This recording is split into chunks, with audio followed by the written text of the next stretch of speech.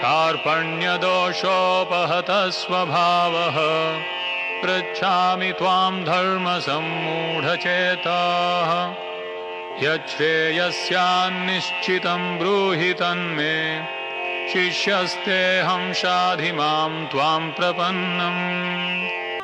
अब मैं अपनी कृपण दुर्बलता के कारण अपना कर्तव्य भूल गया हूँ और सारा धैर्य खो चुका हूँ। ऐसी अवस्था में मैं आपसे पूछ रहा हूँ कि जो मेरे लिए श्रेयस्कर हो उससे निश्चित रूप से बताएं। अब मैं आपका शिष्य हूँ और आपका शरणागत हूँ, कृपया मुझे उपदेश दें। इस श्लोक में अर्जुन कृष्ण की शरण ग्रहण करने की इच्छा व्यक्त कर रहा है। कार्पण्य दोषोपहस्त स्वभाव, अब मैं अपनी कृपण दुर्बलता के कारण अपना कर्तव्य भूल गया हूं। मेरे क्षत्रिय स्वभाव के ऊपर कृपणता का दोष आ गया है। पहले नहीं था, लेकिन सगे संबंधियों को देखने के कारण अब कृपणता का दोष आ गया है। श्रील प्रभुपाद तात्पर्य में बहुत ही महत्वपूर्ण पॉइंट लिखते हैं कि बुद्धिमान होने के कारण अर्जुन समझ गया कि पारिवारिक सदस्यों के प्रति उसका अनुराग तथा मृत्यु से उनकी रक्षा करने की इच्छा ही उनके उलझन का कारण है। यद्यपि वह समझ रहा था कि युद्ध करने का कर्तव्य उनकी प्रतीक्षा कर रहा है, किंतु दुर्बल कृपणता के कारण, कार्पण्य दोषोः के कारण वह अपना कर्तव्य निभा नहीं रहा था। इसलिए यदि क्षत्रिय युद्ध नहीं करता है तो वह कृपण है, यानी कंजूस है। हम भौतिक दुनिया में कंजूस किसको कहते हैं? जिसके पास पैसा है लेकिन पैसे होने के बावजूद भी खर्च नहीं करता है तो उसको हम कंजूस कहते हैं। इस दुनिया में कैसे कैसे कंजूस लोग पड़े हैं हम सोच भी नहीं सकते हैं। मुझे एक अजीब कंजूस की बात याद आई। एक मियाँ भाई थे, वो घर से बहुत दूर रात को खेत में जा रहे थे। 5-7 किलोमीटर गए, अचानक उसको याद आया कि अरे घर में दीपक जल रहा है, कितना सारा तेल जल जाएगा। मियाँ भाई आधे रास्ते से वापस आए और बाहर से दरवाजा खटखटाया। बेगम ने दरवाजा खोला। मियाँ भाई वापस क्यों आए आप? बेगम ने पूछा। मियाँ भाई ने कहा कि तेल का दिया बुझाना भूल गया, पूरी रात जलेगा तो कितना तेल जल जाएगा। बेगम ने कहा आप इतना चल कर आए हैं तो चंपल तो घिसी होगी ना, उसको बनवाने का खर्च तो आएगा ना। मियाँ भाई ने कहा कि मैं चंपल को बगल में डाल के आया हूं।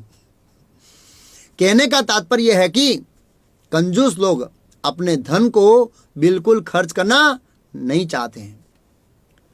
यह तो भौतिक दृष्टि से कंजूस है, लेकिन शास्त्रों की दृष्टि से कंजूस की परिभाषा अलग है। बृहदारण्यक उपनिषद में कहा है, कृपण मनुष्य का वर्णन इस प्रकार हुआ है। यो वह एतद अक्षरम गार्ग्य विदित्वा स्मालोकात् प्रेति स कृपणा। कृपण वह है जो मानव जीवन की समस्याओं को हल नहीं करता है और आत्मा साक्षात्कार के विज्ञान को समझे बिना कुकर सुकर की भांति इस संसार को त्याग कर चला जाता है। जीव के लिए यह मनुष्य जीवन अत्यंत मूल्यवान विधि है, जिसका उपयोग वह अपने जीवन की समस्याओं को हल करने में कर सकता है। इसलिए जो इस अवसर का लाभ नहीं उठाता है वह कृपण है, अर्थात वह मनुष्य जीवन की समस्याओं को नहीं समझता है और समझने का प्रयास भी नहीं करता है। और जो व्यक्ति अत्यंत मूल्यवान मनुष्य जीवन का सदुपयोग मानव जीवन की समस्याओं को हल करने में नहीं करता है वो भी कृपण है। श्रीमद् भागवतम में ऐसे ही कृपण व्यक्तियों का वर्णन हुआ है। देहे अपत्या कलत्र आदिषु आत्मसैन्यसु असस्सु अपि तेषां परमतो निधनम प्रसन्यः अपि न पश्यति। अर्थात आत्म तत्व से विहीन व्यक्ति जीवन की समस्याओं के विषय में जिज्ञासा नहीं करते हैं, क्योंकि वे शरीर, बच्चे तथा पत्नी रूपी विनाशोन्मुख सैनिकों के प्रति अत्यंत आसक्त रहते हैं। पर्याप्त अनुभवी होने के बावजूद भी वे अपने अवश्य असंभवभावी मृत्यु को नहीं देख पाते हैं। प्रश्न हो सकता है कि तो कृपण उसके शरीर का उपयोग कहां करता है?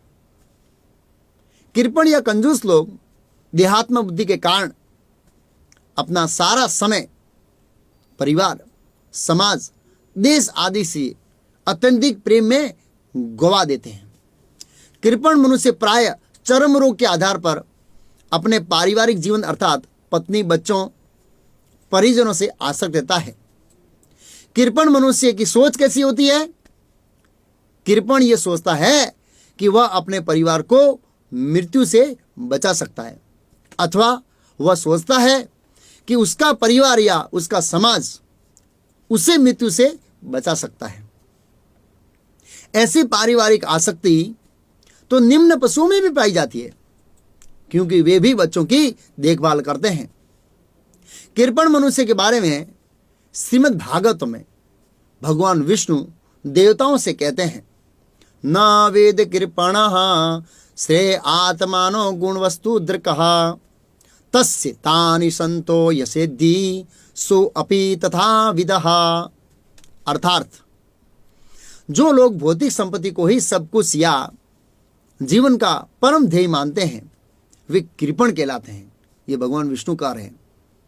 वे आत्मा की परम आवश्यकता अर्थात हित को नहीं जानते हैं। यही नहीं, यदि कोई ऐसे मूर्खों की इच्छा को पूर्ति करता है उसे भी मूर्ख समझना चाहिए।